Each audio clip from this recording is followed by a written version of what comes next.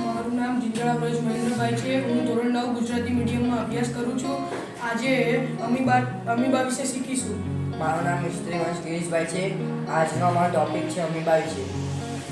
પહેલું, અમીબા ભારતમાંથી મળી આવતી એક સૂક્ષ્મ જીવ છે. ભારતમાં મળી આવતી અમીબા પ્રોટિયસના નામે ઓળખાય છે. ત્રીજું, ભારતમાં અમીબાની લંબાઈ 0.2 થી 0.6 લંબાઈ ધરાવે છે. અમીબા ખોટા પગ બનાવીને પ્રચલન કરી શકે છે અને ખોરાકને પકડી શકે છે. અમીબા ખોટા પગ દ્વારા ખોરાકના આજુબાજુ ખોટા પગ ફેલાઈ શકે છે અને ખોરાકને પકડીને તેને ખાઈ શકે છે. અમીબા બેક્ટેરિયાની જેમ વાલમાં ફેલાઈ શકે છે. અમીબા અન્નધાની દ્વારા ખોરાકના ગ્રહણ કરે છે અને તેનો ત્યાગ કરે છે.